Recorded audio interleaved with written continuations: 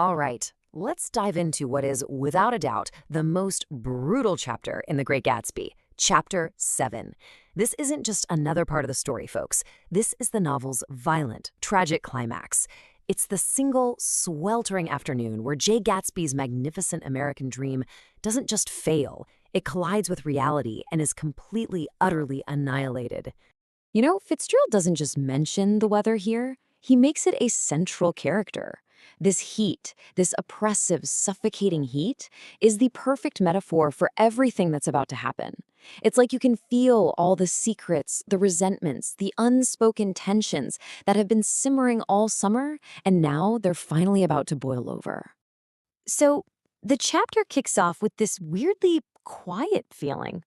I mean, Gatsby's legendary parties, the ones everyone in New York was talking about, they've just stopped. And it's not because he's run out of money. Nope. It's because those parties only ever had one purpose: to get Daisy's attention. Well, now he has it, and the show's over.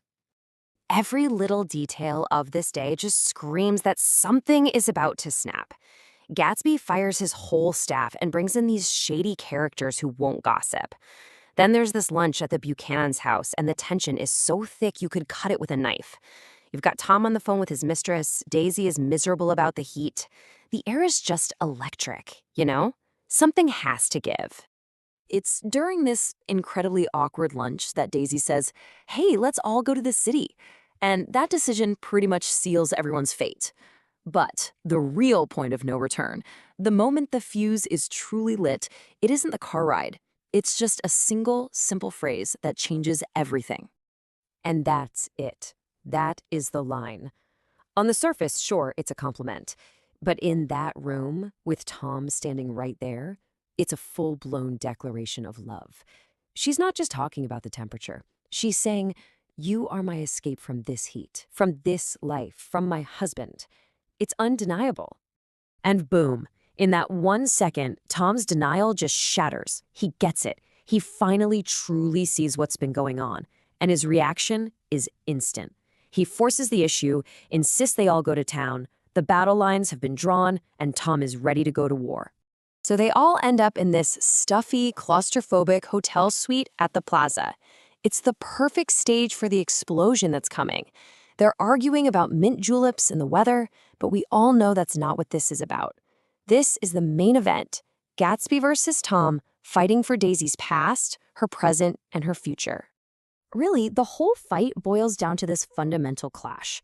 For Gatsby's dream to work, he needs Daisy to say she never loved Tom. Not once. He needs her to completely erase 5 years of her life to make his fantasy real.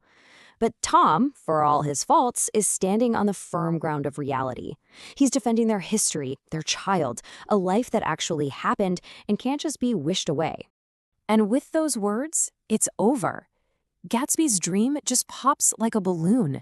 It's the one thing he can't accept, the one piece of reality his beautiful illusion can't survive. The moment Daisy admits she once loved Tom, she's admitting the past is real.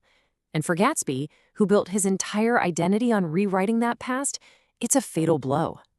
Tom sees his opening and he just goes for the jugular. He starts tearing down Gatsby's entire persona, piece by vicious piece.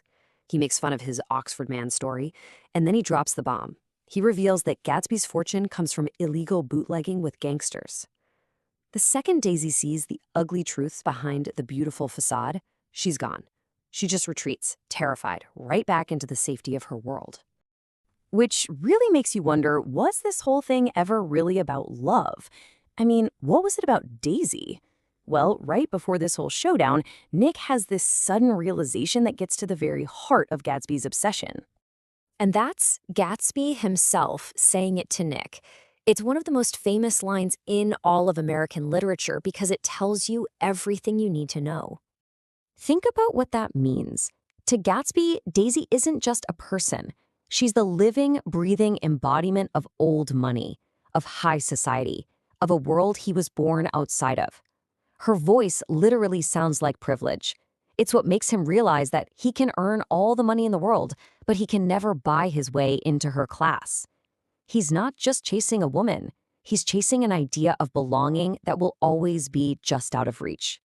So, with Gatsby's dream completely shattered, Tom does this incredibly cruel thing.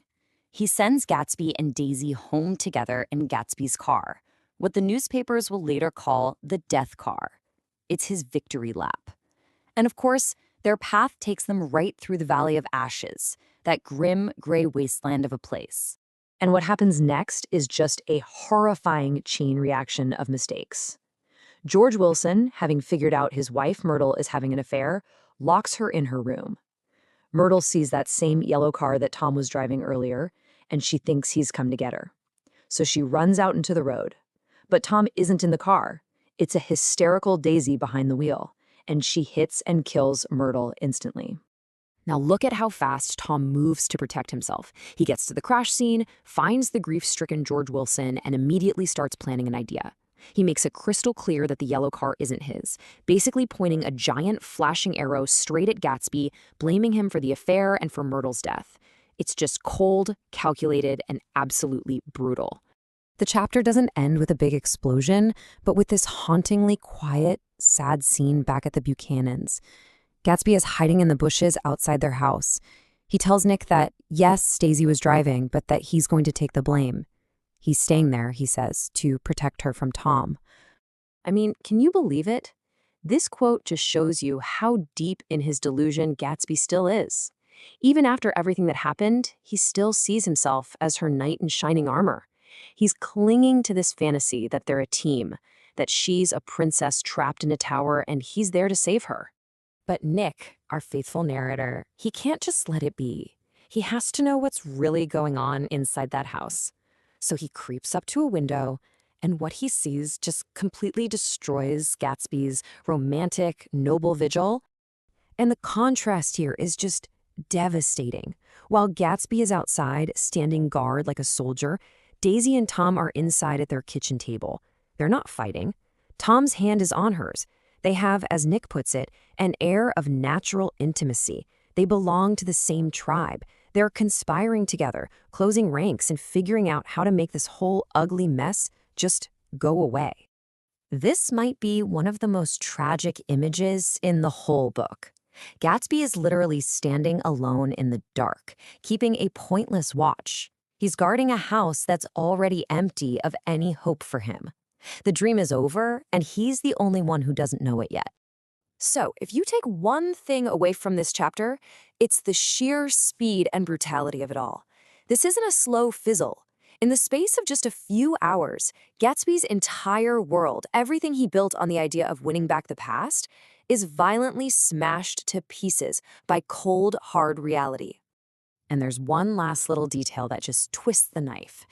In the middle of all this chaos, the fight, the crash, the death, Nick suddenly remembers it's his 30th birthday. For him, this awful day is his grim welcome to a new decade, one that feels pretty bleak.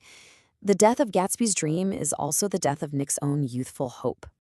And that really leaves us with the core question of the novel, doesn't it?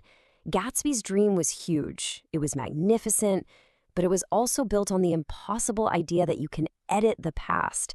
And maybe, just maybe, a dream like that isn't just flawed. Maybe it was always, from the very beginning, destined to shatter.